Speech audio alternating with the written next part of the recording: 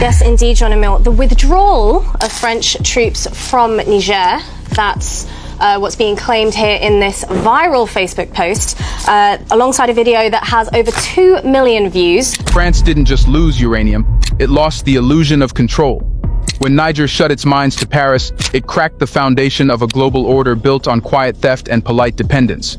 For half a century, France powered its cities with African atoms, while Africans lived in darkness. That arrangement is over. This isn't rebellion, it's correction. A $500 billion correction that exposes a truth the West pretended not to see. That Africa was never poor, only underpriced. And what is the West going to do now?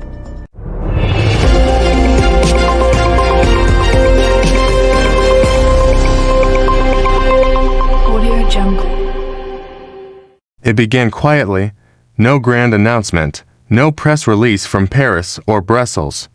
But within weeks, the ripple turned into a wave that spread across Africa, and it caught France completely off guard. For more than 6 decades, France has maintained an iron grip over its former colonies through trade, currency, and security arrangements. But now, in 2025, Africa has made a move that Paris never saw coming, one that could redefine the balance of power between Europe and the global South. This is the story of how Africa just shocked the world, and why France, once the continent's most dominant partner, is struggling to understand what went wrong. For years, discontent had been brewing beneath the surface.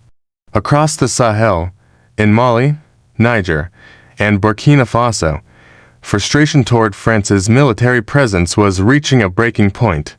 When French troops first entered Mali in 2013 under Operation Serval, they were welcomed as partners against terrorism. But a decade later, many Africans saw something different, not liberation, but dependence.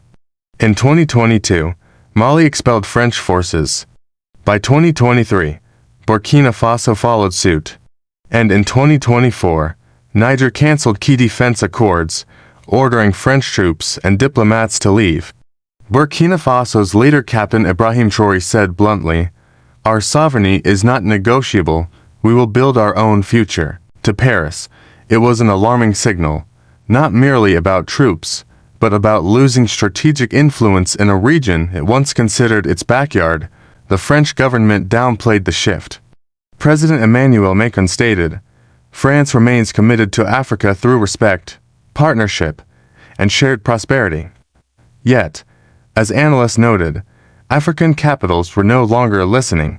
From Niamey to Bamako, a new phrase echoed in the streets: "La France dehors, France out." What Paris had seen as security cooperation, many Africans now viewed as neo-colonial interference. And beneath the diplomatic surface, something even larger was unfolding.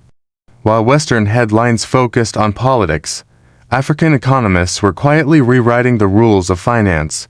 At the center of this shift was the CFA franc, the colonial era currency still used in 14 countries, linked directly to the euro and guaranteed by France. For decades, it symbolized stability to some, but dependence to others. In 2024, West African finance ministers agreed to accelerate plans for a new regional currency, the ECO, cutting the CFA's final ties to the French treasury. For the first time in modern history, these nations would manage their own reserves. Meanwhile, the alliance of Sahel states CES, Mali, Burkina Faso, and Niger announced a joint sovereign gold and resource fund to control and sell their own minerals, including uranium, lithium, and gold without French or Western intermediaries. In Niger, the shift was especially dramatic.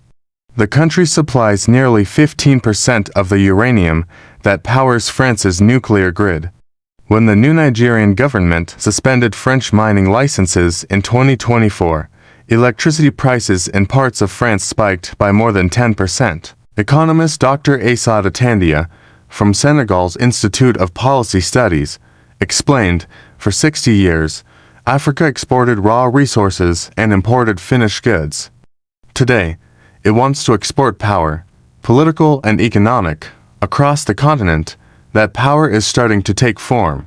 Nigeria launched its first lithium processing plant, Namibia began restricting unprocessed critical mineral exports, and Kenya joined the BRICS Plus financial framework, exploring payment systems outside the US dollar. France, once Africa's banker, is now watching from the sidelines as African nations forge new financial paths with China, Russia, India, and the Gulf. It is, as one European diplomat admitted anonymously, a silent economic earthquake. Economics wasn't the only arena shifting beneath France's feet. Security, once the cornerstone of Franco-African relations, was undergoing its own revolution. After expelling French troops, the Sahel alliance turned to regional cooperation. In late 2024, Mali, Burkina Faso, and Niger signed the Liptako-Gourma Charter, forming a mutual defense pact similar in structure to NATO's Article 5. Analyst Michael Shirkin, formerly of the RAND Corporation, described it as a historic pivot, Africa creating its own collective security identity. Meanwhile, Russia's Wagner Group, rebranded under Africa Corps, began providing limited training and equipment support. China increased defense technology exchanges through the Forum on China-Africa Cooperation (FOCAC) framework, and African-made drones, from Nigeria's Air Force Research Lab and Ethiopia's defense industry, entered active service. By 2025, the African Union announced a new Continental Rapid Response Force, to be headquartered in Addis Ababa, with the goal of full deployment by 2027. For the first time, the O envisioned handling regional crises without Western intervention. French defense officials expressed deep concern that Western access to Sahel airspace and intelligence networks was shrinking.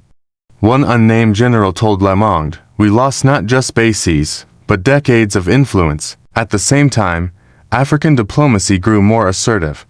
At the 2025 UN General Assembly, Burkina Faso's foreign minister declared, "Africa will no longer be a theater for global competition. It will be an actor, sovereign and united." From climate negotiations to tech partnerships, Africa's new confidence was impossible to ignore. And it wasn't driven by ideology, but by pragmatism.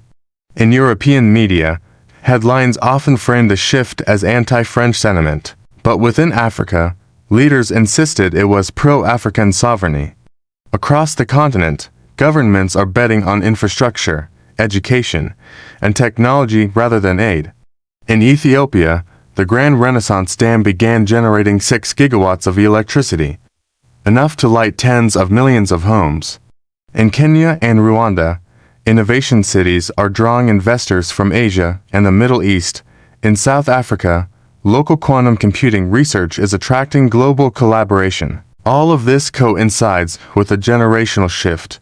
More than 60% of Africa's population are under 25. They are digital first, globally aware, and less tied to the colonial past. This is not anti-France. It is Africa growing up, politically, technologically, and economically, yet the implications for France remain severe. French exports to Africa dropped nearly 30% between 2020 and 2025, while Chinese and Indian investments more than doubled. African students now choose universities in Beijing, Ankara, and Kuala Lumpur over Paris. Even cultural ties are shifting. Streaming platforms are filled with Nigerian, Kenyan, and Senegalese productions, telling stories once filtered through European eyes. In many ways, Africa is not turning its back on the world, it's simply standing taller within it. For France, the message is unmistakable: the era of quiet dominance is over. For Africa, the horizon has never looked more open or more complex. The challenge ahead will be sustaining unity amid diversity, progress without exploitation, and independence without isolation. But one thing is clear: the world is watching a continent long underestimated finally write its own chapter in global history, and that is what France never saw coming. This is not the end of an era, it is the beginning of Africa's.